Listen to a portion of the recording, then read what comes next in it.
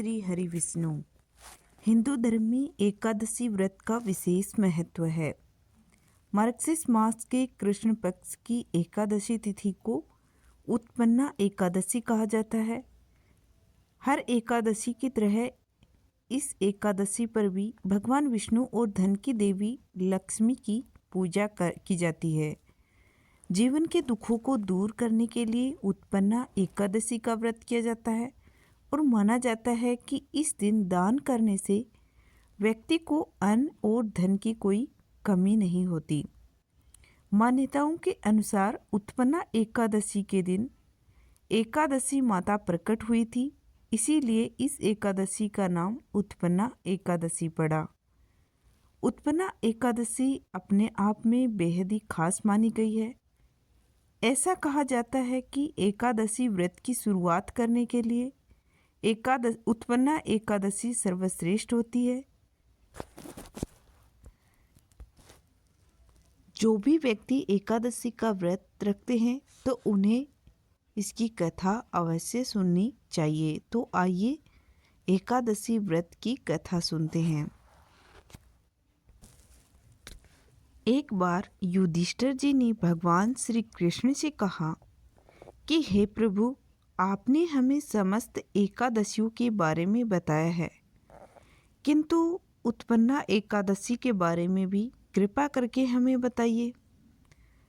भगवान श्री कृष्ण कहने लगे, हे युधिष्ठिर, सतयुग में मुर नाम का एक दैत्य उत्पन्न हुआ। वह बड़ा ही बलवान और भयानक था। उस प्रचंड दैत्य ने इंद्र, आदित्य, वसु, वायु, अग्नि सभी देवताओं को पराजित करके भगा दिया। तब इंद्र सहित सभी देवताओं ने भयभीत होकर भगवान शिव से सारा वृतांत कहा और बोले, हे कैलाशपति, मुर दैत्य से भयभीत होकर सब देवता मृत्यु लोक में फिर रहे हैं। तब भगवान शिव ने कहा, हे देवताओं, तीनों लोकों के स्वामी, भक्तों के दुखों का नाश करने वाले भगवान विष्णु की शरण में जाओ। वे तुम्हारे दुखों को दूर कर सकते हैं।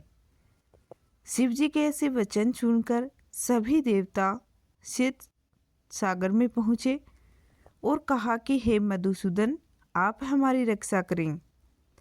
कहा कि हे भगवान, दैत्यों ने हमको जीतकर स्वर्ग से निकाल दिया है, आप उन दैत्यों से हम सबकी रक्षा करें। इंद्र के ऐसे वचन सुनकर भगवान विष्णु कहने लगे, हे इंद्र, ऐसा मायावी दैत्य कौन है जिसने सब देवताओं को जीत लिया है? उसका नाम क्या है? उसमें कितना बल है और किसके आश्रम में है? उसका स्थान कहाँ है? यह सब मुझसे कहो। यह सुनकर इंद्र बोले, भगवान, प्राचीन समय में एक नाड़ीजिंग नामक राक्षस था। उसके महापराक्रमी और लोक विख्यात मुर नाम का एक पुत्र हुआ। उसकी चंद्रावती नाम की एक नगरी थी। उसी ने सब देवताओं को स्वर्ग से निकालकर अपना अधिकार जमा लिया है। उसने इंद्र, वरुण, अग्नि, यम, वायु, इस चंद्रमा, नेत्र सबके स्थान पर अधिकार कर लिया है। सूर्य बनकर स्वयं ही प्रकाश करता है, स्वयं ही मेघ बन जाता है और सबसे अजय है। हे असुर निकंदन, उस दुष्ट को मारकर देवताओं को अजय बनाइए। यह वचन सुनकर भगवान ने कहा, हे देवताओं, मैं शीघ्र ही उसका संहार करूँगा। तुम चंद्रावती नगरी जाओ।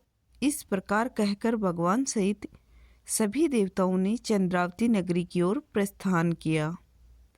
उस समय दैत्य मुर सेना सहित युद्धभूमि में गरज रहा था। जब स्वयं भगवान रणभूमि में आए तो दैत्य उन पर भी अस्त्र शस्त्र आयुध लेकर दौड़े, तो विष्णु ने उन्हें सर्प के समान अपने बाणों से बिंध डाला। बहुत से दैत्य मारे गए, केवल मुर बचा रहा। वह अविचलन भाव से भगवान के साथ युद्ध करता रहा। भगवान जो भी तीक्ष्ण बाण चलाते वह उसके लिए पुष्प सिद्ध होता। उसका शरीर छिन्न भिन्न हो गया, किंतु वह लगातार युद्ध करता रहा। दोनों के बीच मल्लयुद्ध भी हुआ। 10,000 वर्ष तक उनका युद्ध चलता रहा, लेकिन मुर नहीं हारा। थककर भगवान बद्रिकाश्रम चले गए। वहाँ हेमवती नामक सुंदर गुफा थी। उसमें विश्राम करने के लिए भगवान उसके अंदर प्रवेश कर गए। यह गुफा 12 योजन लंबी थी और उसका एक ही द्वार था। विष्णु भगवान वहाँ योग निद्रा की गोद में सो गए। मुर भी पीछे पीछे आ गया और भगवान को सोया देखकर मारने को उद्यत हुआ। तभी भगवान के शरीर से उज्ज्वल कांतिमय रूप वाली देवी प्रकट हुई। देवी ने राक्षस मुर को ललकारा, युद्ध किया और उसे तत्काल मौत के घाट उतार दिया। श्री हरि जब योग निद्रा की गोद से उठे तो सब बातों को जानकर उस देवी से कहा कि आपका जन्म एकादशी के दिन हुआ है, अतः आप उत्पन्ना एकादशी के नाम से पूजित होंगी। आपके भक्त वही होंगे जो मेरे भक्त हैं। तो आप सभी प्रेम से बोलो, श्री हरि विष्णु भगवान की जय, एकादशी माता की जय। उम्मीद करती हूँ कि आपको उत्पन्ना एकादशी की यह कथा अच्छी लगी होगी। यदि आपको यह कथा अच्छी लगी हो तो आप इस चैनल को सब्सक्राइब कर लीजिए, ताकि ऐसी ही जानकारियाँ आपको व्रत विधि और कथा चैनल पर आपको मिलती रहें।